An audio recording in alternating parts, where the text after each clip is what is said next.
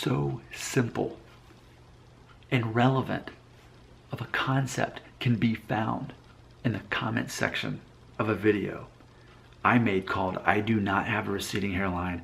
I do not need a hair transplant," which again, let's all celebrate that. I'm getting exactly what I want out of those parody videos that I make. I want us all to have fun. I want us to be able to laugh at the fact that every single time I make a parody video, more people don't get the joke, they thumbs down it, they get angry and curse me out, compared to the people who give it a thumbs up and understand that it's a joke. Like, that is great. That's sad / hilarious that more people don't understand that it's a parody, and that we can learn concepts from a parody, because that's part of the intelligence level of this hair loss channel. You have to be smarter than the hair loss. You have to be able to laugh. You have to see, what is Nick really trying to say? So anyway, here we go. One of the comments, you have to dig for it, but this comment, because someone's trying to talk me into getting a hair transplant, which I openly mocked the concept in the video itself, but someone was trying to talk me into that, and I said this, quote, "I will never get a hair transplant. I do not wish to buy confidence. Instead, I produce it myself," talking about confidence. To which the person said, quote, "You may not realize it yet, but confidence production glands cease functioning at Norwood 4 and beyond," end quote. So let's talk about that. I mean, I'm not denying that for many people, not Nick Shell, but for many people, absolutely, we can see the way the numbers work, the way the numbers game when it comes to hair loss. And what is the numbers game when it comes to hair loss? That is, the younger you are, so the lower your age, and the higher your Norwood status. Of course, let's also talk about diffuse thinning, because you could be Norwood 1, and if we can see your scalp through your hair, then obviously, you know, that counts too. But for the sake of keeping an easy, streamlined conversation here, we'll say that the lower your age and the higher your Norwood status, that is going to have a greater effect on your confidence. So in theory, you have lower confidence. Lower age, higher Norwood equals lower confidence for most people, because I will always remind you of the 20-year-old guy that you can find. He's there, he's everywhere you go, he's at the restaurant, he's at your school, he's hanging out wherever he is. You can always find him. He's 20 years old, he doesn't have any hair on top, he shaves it off, he works out, he's the most confident guy in the room, and he's only 20. So it doesn't apply to everybody, but by default, naturally, in general, for most people, if you're young and are having serious hair loss, it absolutely is going to have an effect on your confidence. And I absolutely acknowledge that. That's important. And there are many people who would believe that science is the only answer. Not science in your brain, like psychology, but big pharma with a PH. Pharma, big pharma. That you must buy happiness. So that means you have to take the prescription drug, Propecia, finasteride, whatever it's going to be.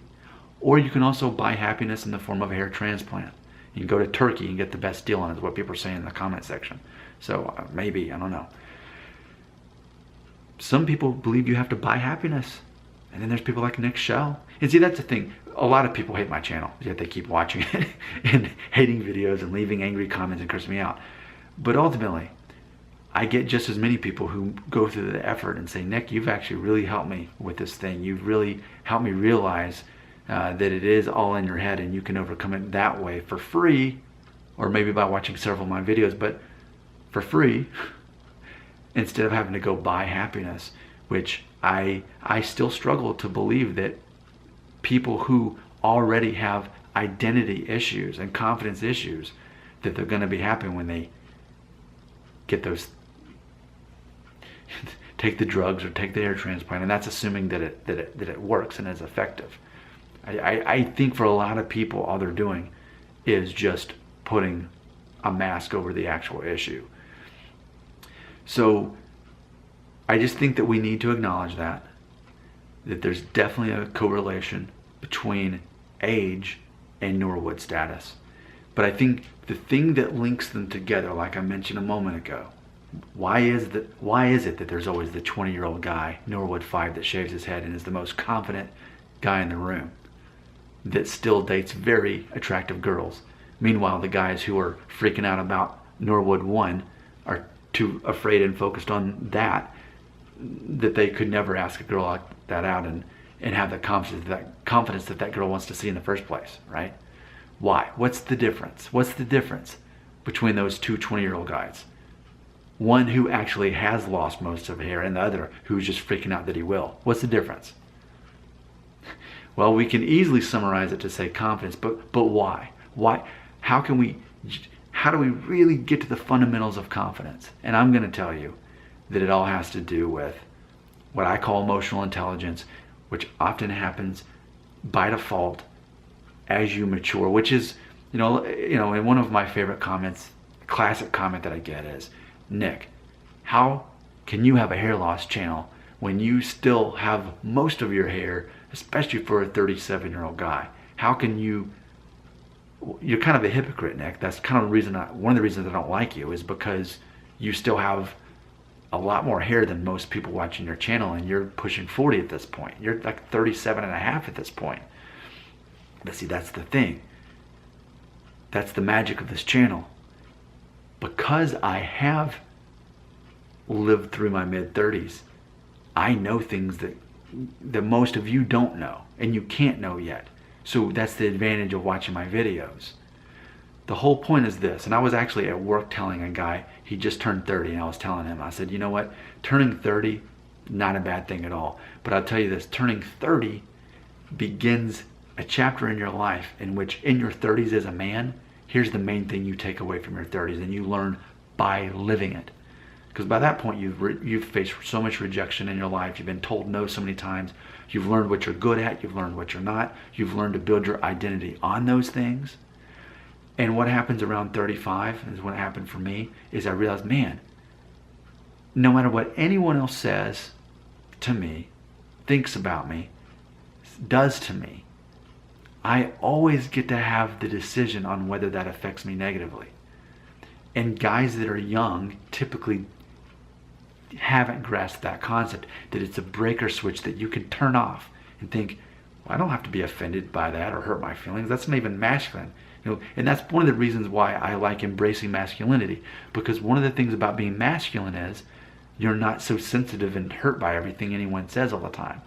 You can't say that hurts my feelings. That's an insult.